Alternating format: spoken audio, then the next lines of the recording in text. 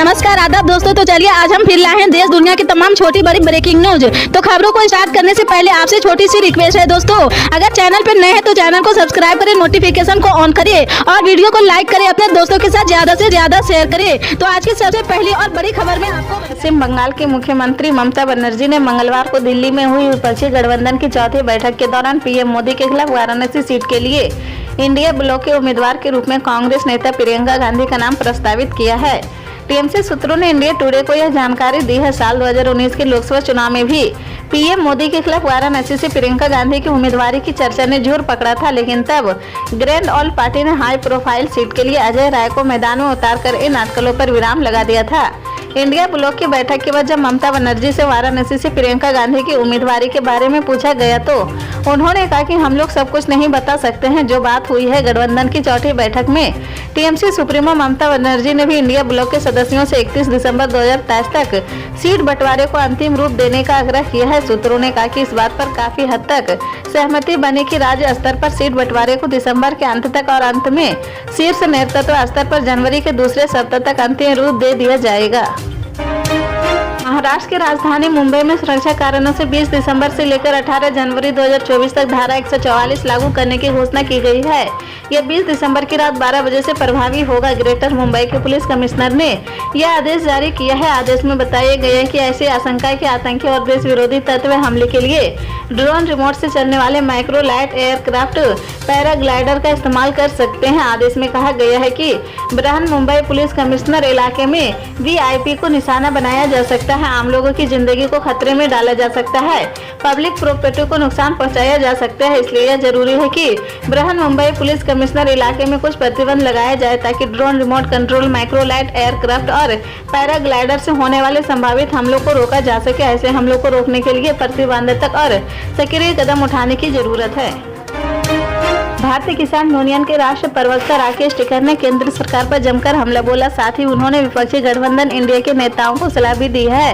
Rakesh Tikait UP के फतेहपुर में भारतीय किसान यूनियन के वरिष्ठ नेता वीरेंद्र पटेल के 13वें संस्कार में शामिल होने पहुंचे थे। इस दौरान जब उनसे किसानों की समस्या को लेकर सवाल किया गया तो उन्होंने केंद्र सरकार पर आरोप लगाते हुए कहा कि बीजेपी का 30 साल का प्लान है कि 2047 या 2050 तक किसान की फसल न बिके, बिजली का बिल महंगा हो जिससे किसान कर्जदार हो जाए और अपने जमीन बड़े घराने के लोगों को बेच दे। कृषि बिल के विरोध में चले धरना प्रदर्शन के दौरान किसानों पर दर्ज मुकदमा वापस न लेने के सवाल पर टिकैत ने कहा कि उस समय केंद्र सरकार ने कहा था कि मुकदमा वापस लिया जाएगा और कुछ राज्यों के किसानों का मुकदमा वापस हुआ है, लेकिन यूपी के किसानों का मुकदमा वापस नहीं लिया गया है। अयोध्या में राम मंदिर के उद्घाटन की तैयारियां जोर शोर से चल रही है। 22 जनवरी को प्रधानमंत्री नरेंद्र मोदी के हाथों रामलला की प्राण प्रतिष्ठा होगी। सभी मेहमानों को न्योता भेज दिया गया है। ऐसे में बड़ी संख्या में राजभक्तों को अयोध्या आने की उम्मीद जताई जा रही है, जिसे लेकर राम जन्मभूमि ट्रस्ट की ओर से दिशा निर्देश जारी किए गए हैं। राम मंदिर उद्घाटन समारोह में आने वालों को ट्रस्ट की ओर से जारी निर्देशों का ध्यान रखना होगा, तो नहीं समारोह में उनकी एंट्री मुश्किल हो जाएगी। ट्रस्ट की ओर से इस बात की जानकारी निमंत्रण पत्र के साथ सभी मेहमानों को दी गई है। ट्रस्ट प्राण प्रतिष्ठा समारोह में आने वाले मेहमानों की 20 जनवरी की शाम से 21 जनवरी की दोपहर तक आने की सलाह दी गई है। अगर वो 22 जनवरी की सुबह पहुंचते तो उनके अयोध्या प्रवेश की व्यवस्था नहीं हो पाएगी। निमंत्रित लोगों को अपना आधार कार्ड साथ रखने की सलाह दी गई है। इसके साथ ही सुरक्षा कारणों से मोबाइल और पर्स जैसे सामान ले जाने की भी मनाही होगी। 22 जनवरी को कार्यक्रम स्थल पर सुबह 11 बजे से पहले सभी को प्रवेश करना होगा।